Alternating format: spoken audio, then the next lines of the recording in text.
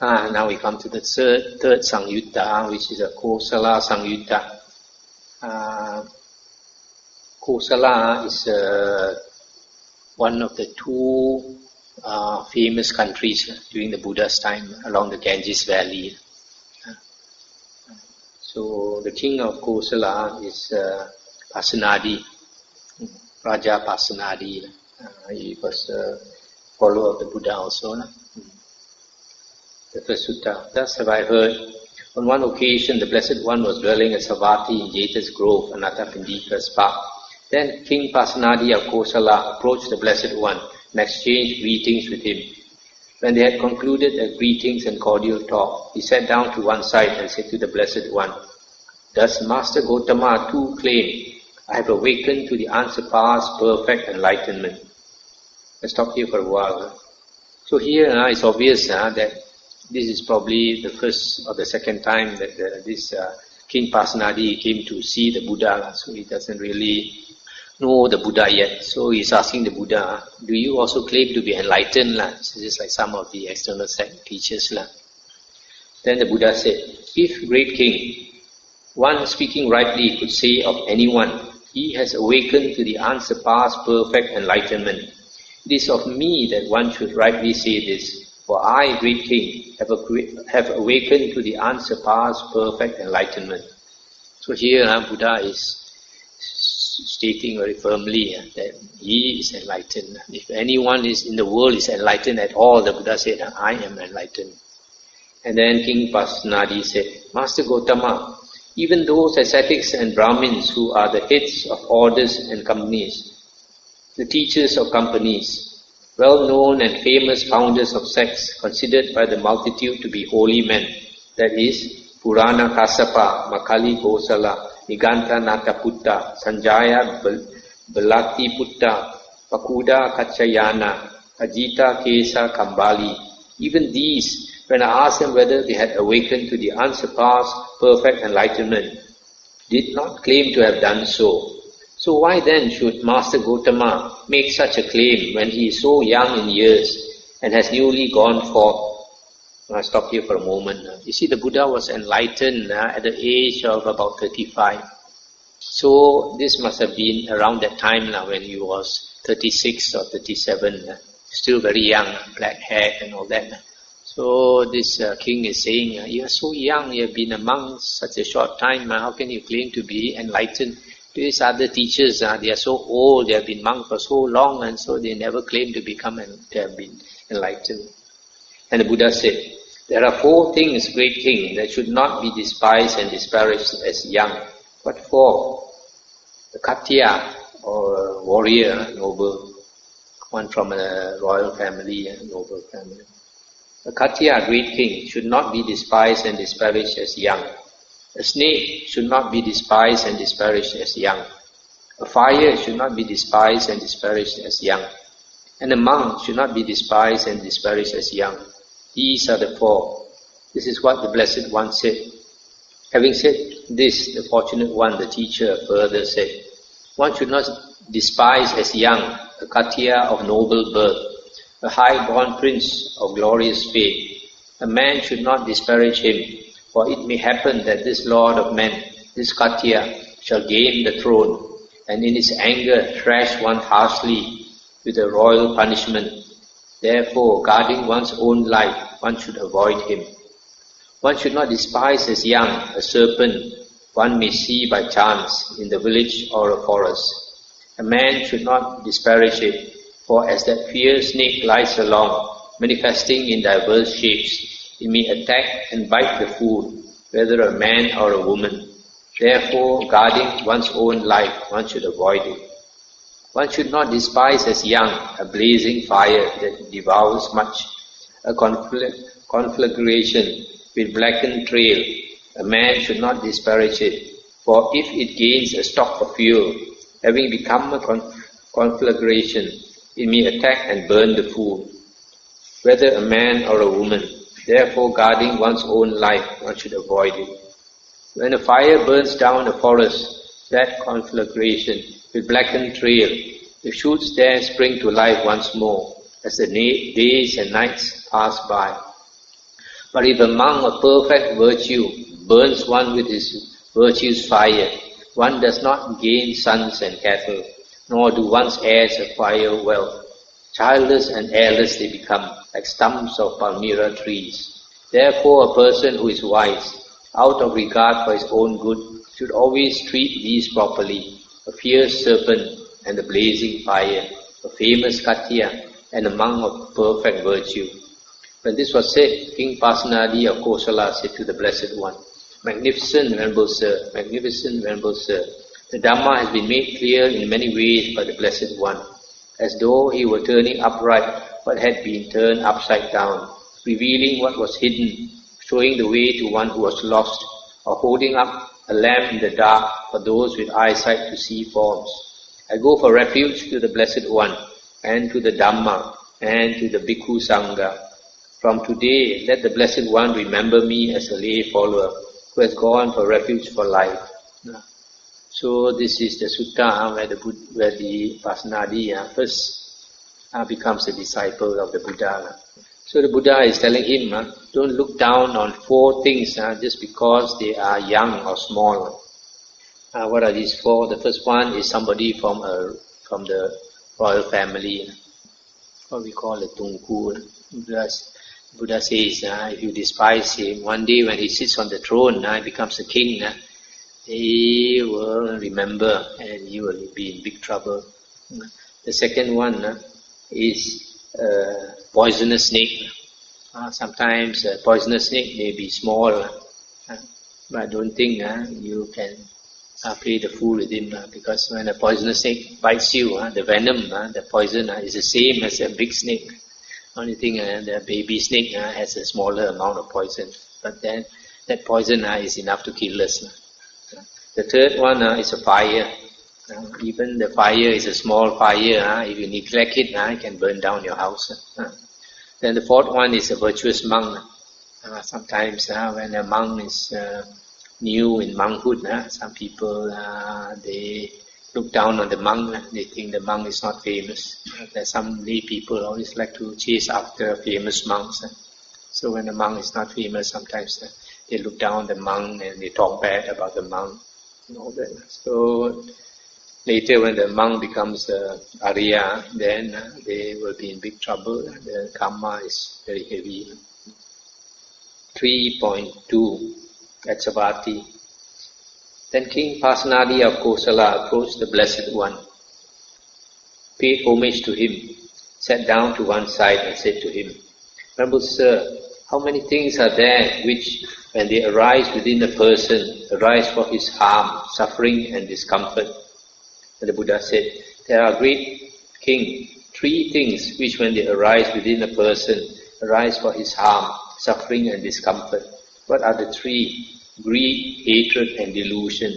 These are the 3 things which, when they arise within a person, arise for his harm, suffering and discomfort. Greed, hatred and delusion, arisen from within oneself, injure the person of evil mind, as its own fruit destroys the reed. So here there are 3 poisons, 3 defilements that cause beings to suffer. Greed, greed for pleasures in the world, worldly pleasures. The second one is hatred, intense anger, hatred. The third one is delusion. Delusion is very hard to see because when we are deluded, we can't see our own delusion. And the delusion is due to the 5 hindrances the 5 hindrances, namely sensual desire, ill will, sloth and torpor, restlessness and worry, and doubt. So these 5 things envelop us. So because we don't see things clearly, so we have a lot of delusion. 3.3 at Savatthi. Sitting to one side, King Pasenadi of Kosala said to the Blessed One, Venerable Sir, for one who has taken birth, is there anything other than to expect? Is there anything other than aging and death? And the Buddha said, for one who has taken birth, great king, there is nothing other to expect than aging and death. Even in the case of those affluent Katyas, those of the noble family, rich with great wealth and property, with abundant gold and silver, abundant treasures and commodities, abundant wealth and grain. Because they have taken birth, there is nothing other to expect than aging and death. Even in the case of those affluent Brahmins, affluent householders, rich with abundant wealth and grain, because they have taken birth, there is nothing other to expect than aging and death. Even in the case of those monks who are arahants, whose stains or asavas are destroyed, who have lived the holy life, done what had to be done, laid down the burden, reached their own goal, utterly destroyed the fetters of existence, and are completely liberated through final knowledge. Even for them, this body is subject to breaking up, subject to being laid down. The beautiful chariots of kings wear out. This body too undergoes decay. But the Dhamma of the good does not decay. So the good proclaim along with the good. It's the end of the sutta. So here the king is asking the Buddha, is there anyone who does not become old and die? The Buddha said, there's no body, no being at all who does not age and die. So actually the cause of death is not, when people die, people say, oh, his cause of death was cancer.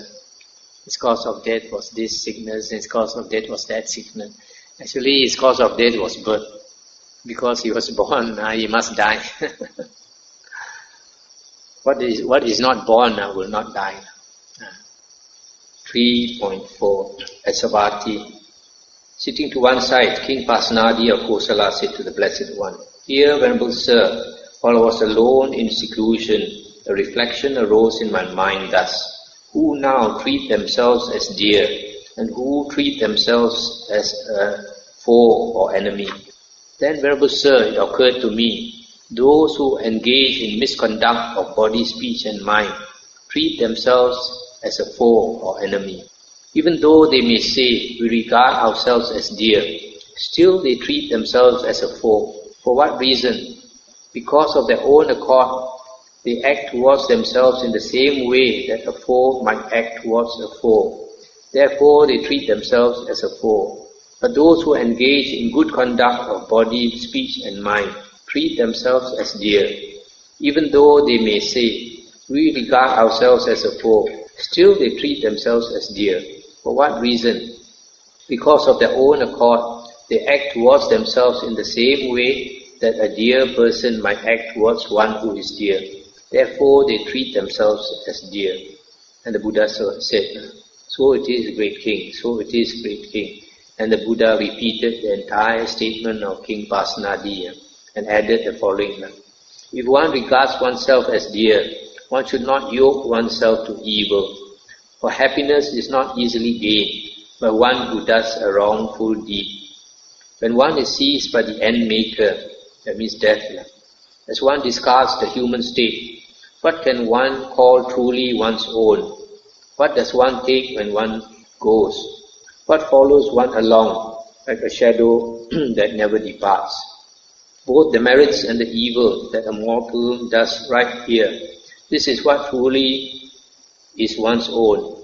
This one takes when one goes. This is what follows one along like a shadow that never departs. Therefore, one should do what is good as a collection for the future life.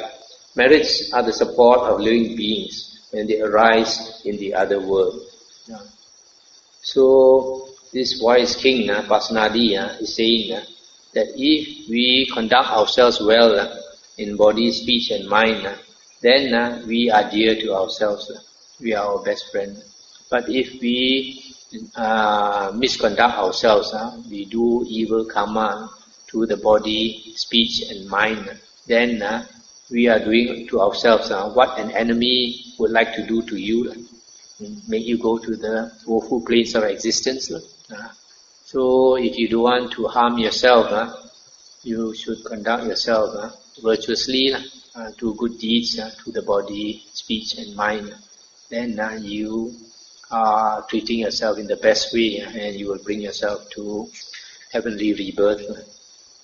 3.6 At Savatthi, sitting to one side, King Pasenadi of Kosala said to the Blessed One, Dear Venerable Sir, while I was alone in seclusion, a reflection arose in my mind thus: few are those people in the world who, when they obtain superior possessions, do not become intoxicated and negligent, yield to greed for sensual pleasures, and mistreat other beings. Far more numerous are those people in the world who, when they obtain superior possessions, become intoxicated and negligent, yield to greed for sensual pleasures, and mistreat other living beings. And the Buddha said, so it is, great king, so it is, great king. And the Buddha repeated exactly what King Pasenadi said and added, enamored with their pleasures and wealth, greedy, dazed by sensual pleasures, they do not realize they have gone too far, like deer that enter the trap laid out. Afterwards, the bitter fruit is theirs, for bad indeed is the result. That's the end of the sutta. So here, King Pasenadi is saying that he reflected, came to the conclusion, most people in the world, when they become very wealthy, they become intoxicated and careless. And then they become very greedy for sensual pleasures and mistreat other beings, like look down on other people and all that. Very, very few do not yield to greed for sensual pleasures and become intoxicated. So having great wealth is actually not good. You see many people who become very rich, they take second wife, third wife and all that, and they misconduct themselves. At the end of life, they have used up all the good karma vipaka, and they are bound for the woeful plains of existence. Very few are like now our Bill Gates, who spend so much, such a big portion of his wealth to do charity and help others. 3.8 at Savatthi. Now on that occasion, King Pasenadi of Kosala had gone together with Queen Mallika to the upper terrace of the palace. Then King Pasenadi of Kosala said to Queen Mallika, is there, Mallika, anyone more dear to you than yourself? And Mallika said, there is no one, great king, more dear to me than myself. But is there anyone, great king, more dear to you than yourself? You see, I stop here for a moment. So you see this King Pasenadi, I think his favorite wife, I don't know how many wives he has, but probably the favorite wife is Queen Mallika. And according to the commentaries, Queen Mallika was a poor girl selling flowers. And King Pasenadi, I think he went to war and he lost the fight, lost the battle. They had to go and hide. So when he was in hiding, I think he met this Mallika. And Mallika probably didn't know that he was a king. So then he took this Mallika as his wife when he went back to the throne. So he loved this Queen Mallika so much. He wanted to know whether Queen Mallika loved him also. That's why he asked, is there anyone more dear to you than yourself? But this Mallika was a very devoted disciple of the Buddha. And being very wise, he said, no, there's nobody more dear to me than myself. Everyone now, because of our ego, we love ourselves the most. There's nobody we love more than ourselves. But some people, they think they love other people more than themselves. Then they are either silly or hypocritical. Then Queen Mallika was afraid that the king might get angry. He also asked the king, how about you? Is there anybody you love more than yourself? And the king said, for me too, Mallika, there is no one more dear than myself. Then King Pasenadi of Kosala descended from the palace and approached the Blessed One.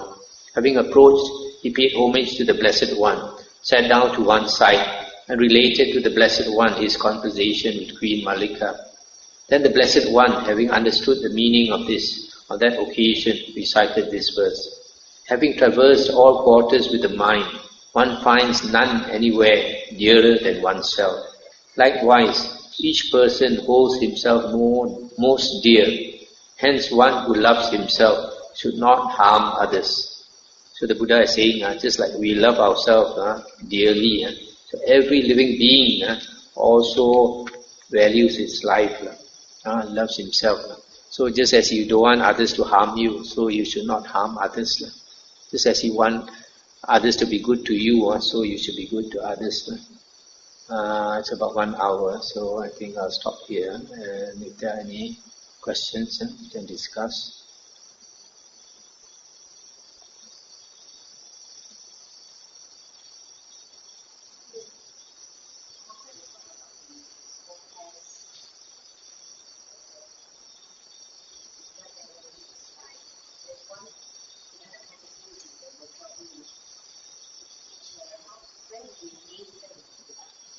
Okay.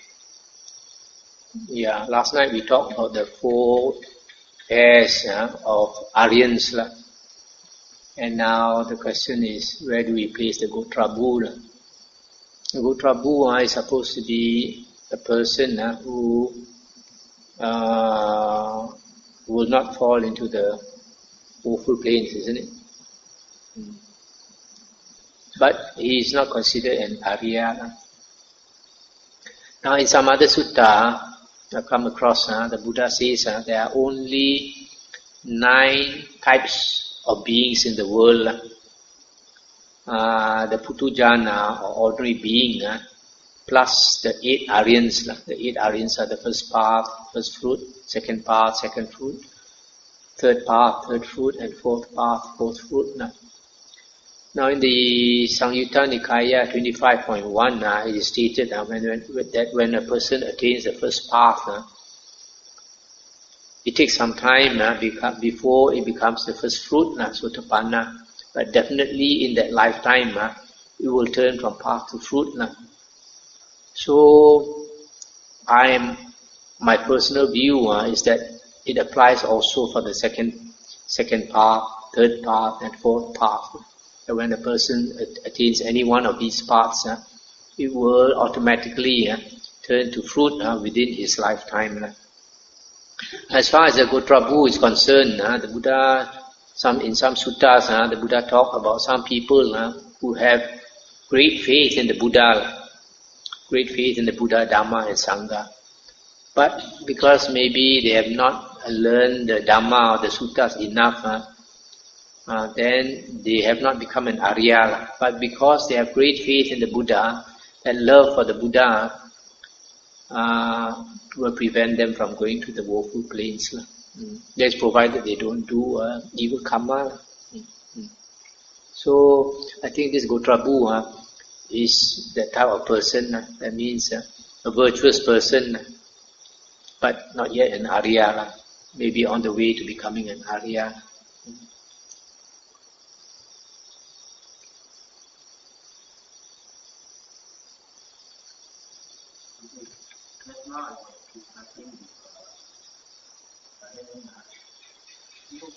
Some universities where the person that teach Dhamma is a monk.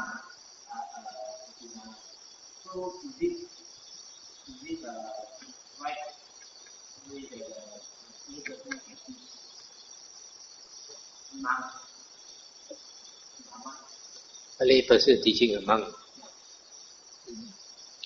Now the Buddha says that whenever we want to look for a teacher, we should look for a teacher, or one who is qualified to be our teacher, is one whose sila, samadhi and panya, oral conduct, concentration and wisdom is higher than you.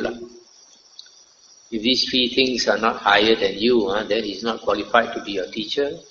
So that's the way to judge. Well, it's not easy to judge a person. The Buddha says, to know a person well, you have to associate over a long period with that person, and you got to be very,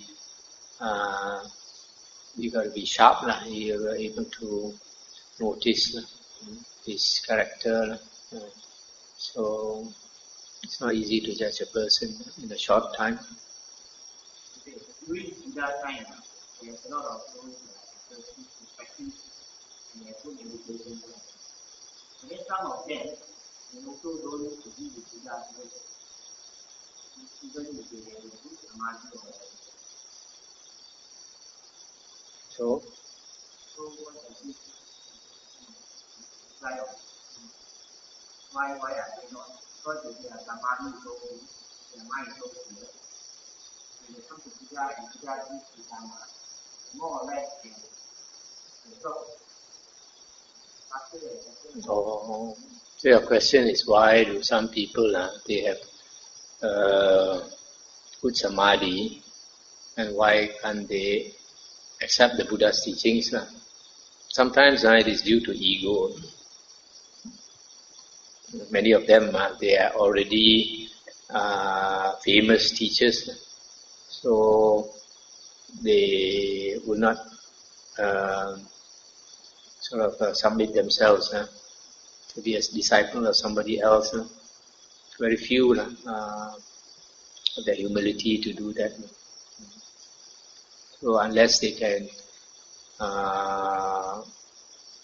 be willing to really listen to the Dhamma, because if that person is not keen to be a disciple, his ego will prevent him from really listening to the Dhamma.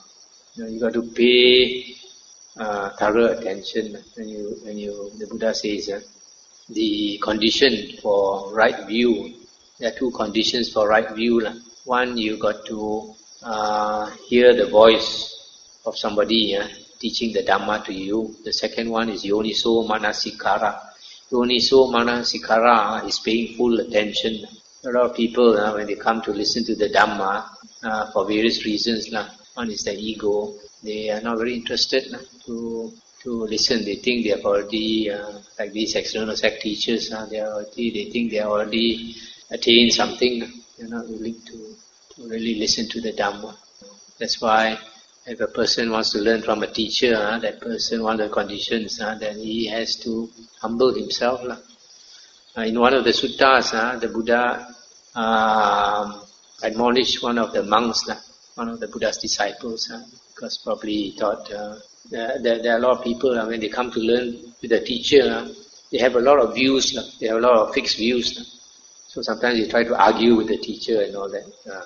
So the Buddha says, told that monk, that when you learn from a teacher, you should have that view that the teacher knows more than me.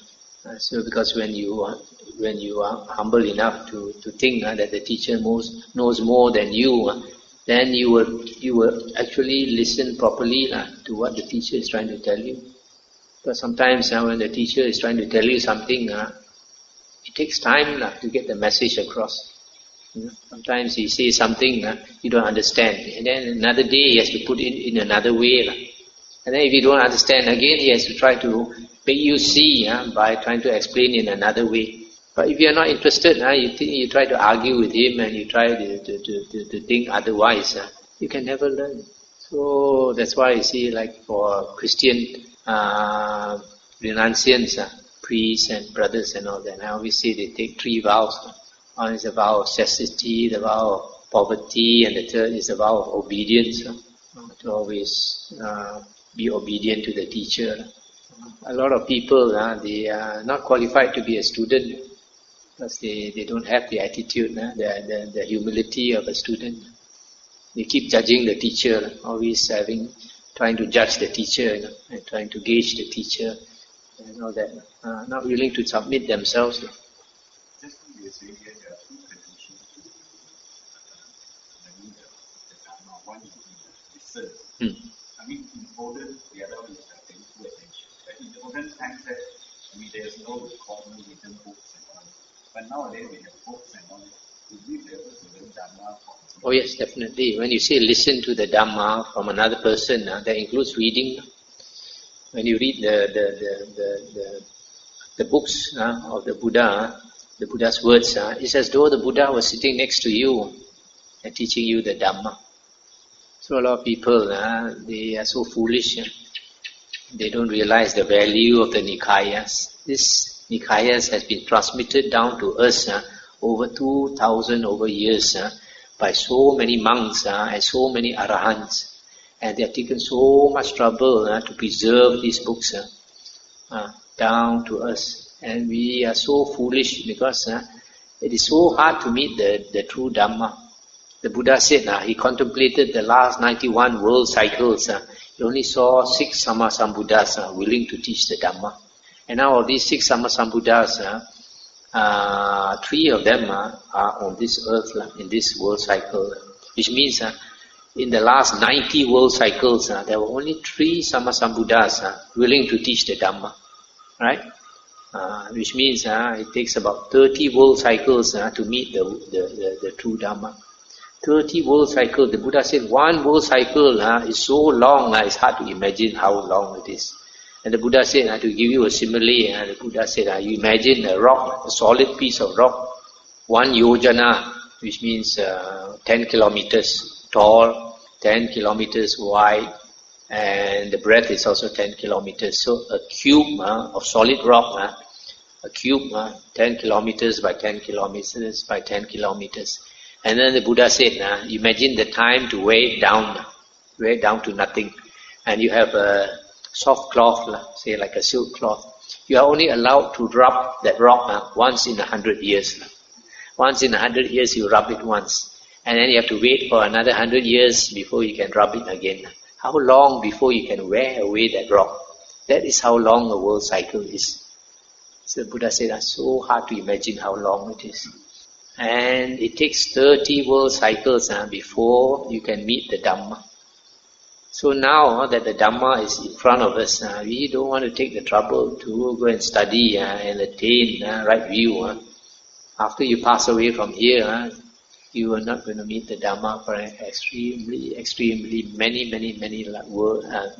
rebirths. And when that happens, if you can remember, you regret. Because especially the first 2 years when we are talking about this kind of thing, it's a lot of devas and all this. I mean, my only thing is somehow my mind rejected it because it's not real. I mean, to me, I can't comprehend it as real deva and all this real. Today's one, when you think Kasata and all this, we know such a person exists. So for me, it's a bit difficult to accept that as a... Yeah, I can understand. Put it in a... my mind will still be like a story. I can understand. You know why? Because probably for the whole of your life, you're not going to meet any deva. But why is it in the suttas we meet so many devas? Because during the Buddha's time, there were so many arahants. It's because of the arahants, the devas are interested to come and see them and to talk to them. The devas are not interested to meet ordinary people. Why should they come and waste their time and visit you and talk to you? They got so many beautiful devis to play with. They have no time for you. Even you pray to them to come also, they won't come. These are different. These are arahants. They will come to the arahants without invitation. You see, sometimes in the suttas, there are some other suttas, the Buddha says, you look at the devas, they have come to pay respect to the Buddha. The Buddha says from the 10,000 world systems, they have come to pay respect to the Buddha. So it's because during the Buddha's time, there were so many arahants that they keep coming. Nowadays, where they want to come?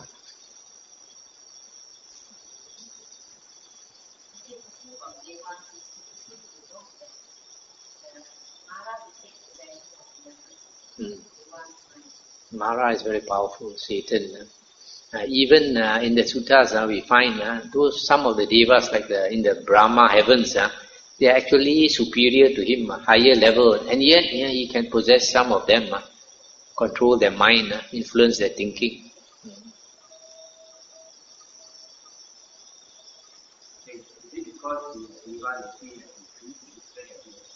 Yeah. Yeah. Because they cannot take possession of the mind of Arahant. Okay, stop here.